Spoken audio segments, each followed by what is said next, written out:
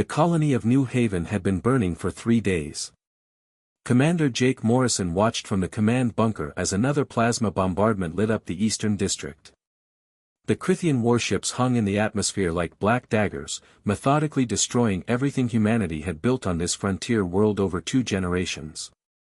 "Sir, we've lost contact with Sectors 7 through 12, Lieutenant Amy Rodriguez reported, her voice steady despite the fear in her eyes.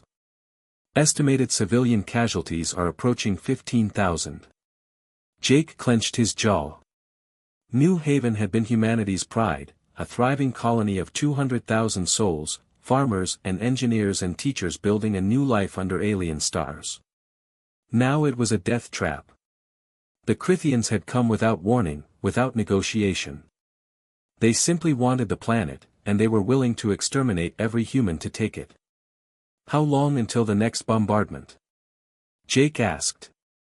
12 minutes, sir. 12 minutes. Then another wave of superheated plasma would rain down, turning homes into ash and people into shadows. The colony's shields had failed on day 1. Their defense platforms were scrap metal floating in orbit. They had nothing left but underground bunkers and hope. "Any response from Earth?" Jake asked, though he already knew the answer. Amy shook her head.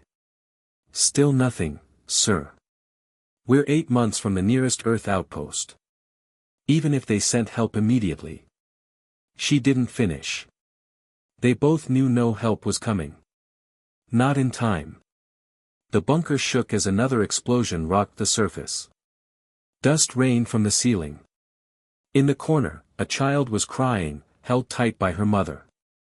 There were 300 people crammed into this bunker, and 5,000 more scattered in similar holes across what remained of New Haven. All waiting to die. Jake had fought in the Outer Rim conflicts. He'd seen combat on Europa and Titan. But this was different. This was extinction. The Crythians didn't take prisoners. They didn't negotiate. They were apex predators who viewed humanity as nothing more than an infestation to be cleansed. "Sir." Amy suddenly straightened, her hand pressed to her earpiece. "I'm picking up something, a signal. Military frequency. It's Earth Marines." Jake's heart skipped. "What? That's impossible. There's no way." "They're requesting landing coordinates," Amy interrupted, her voice rising with disbelief. "Multiple dropships. They say they're coming in hot." Before Jake could respond, the bunker's communications array crackled to life. A gruff voice filled with barely controlled fury broke through the static. "New Haven Command, this is Colonel Marcus Webb, 3rd Marine." Jake stared at the speaker in shock. 3 weeks. That meant they departed Earth the moment the distress signal arrived. They'd pushed their ships to the breaking point, risking burnouts and system failures, racing across 8 months of space in 3 weeks. It was insane. It was impossible. It was so perfectly, stubbornly human. "All units, weapons free," Webb's voice continued, now broadcasting on all channels. "Show these alien bastards what happens when they mess with our people." The sky above New Haven suddenly erupted in fire. Jake and Amy rushed to the external monitors. What they saw made Jake's throat tight with emotion. Dozens of Earth warships had dropped out of FTL directly in the planet's atmosphere, a maneuver so reckless it violated every safety protocol ever written. But it put them right on top of the Crythian fleet. Human railgun fire tore through Crythian hulls. Missiles streaked through the air like shooting stars. The Black Dagger ships that had seemed so invincible moments ago were suddenly twisting, burning, falling from the sky in pieces. And then the drop pods came.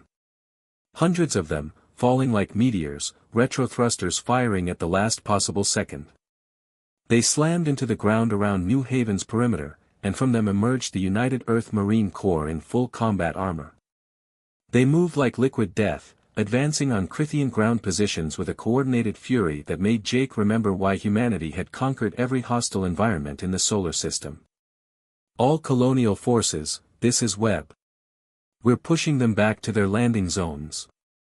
If you've got any fight left in you, now's the time to show it. Jake grabbed his rifle, a weapon he'd thought he'd never fire again. Around him, other colonial militia members were doing the same. They poured out of the bunker, joining the Earth Marines in the counteroffensive. The battle raged for 6 hours. But this time, humanity wasn't on the defensive.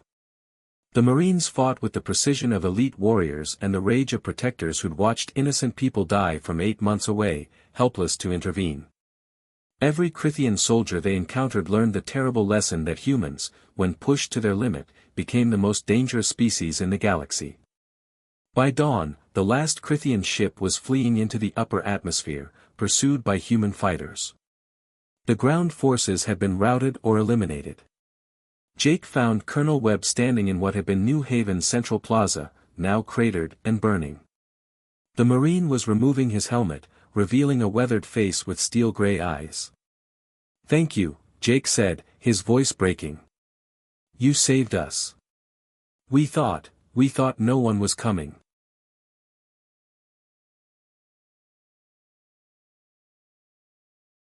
Webb looked at him, and something fierce burned in his gaze. "We're humans, Commander.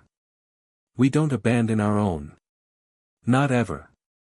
When you sent that distress call, every ship in Earth's fleet volunteered for this mission. We drew straws to see who got to come." He looked around at the devastated colony. "I'm just sorry we couldn't get here faster." Jake shook his head, tears streaming down his face.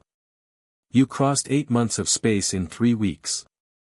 You risked everything." "Like I said," Webb interrupted, placing a hand on Jake's shoulder. "We don't abandon our own. That's not who we are. That's never been who we are." Above them, Earth warships continued their patrol, ensuring no Krithian reinforcements would arrive. On the ground, Marines were already helping pull survivors from rubble, setting up medical stations, distributing supplies. New Haven had been broken, but it wasn't destroyed. It would be rebuilt. Because humanity had learned one fundamental truth in its expansion to the stars: they might be outgunned, they might be outnumbered, they might face enemies with superior technology. But humans never, ever left their people behind. And that made all the difference.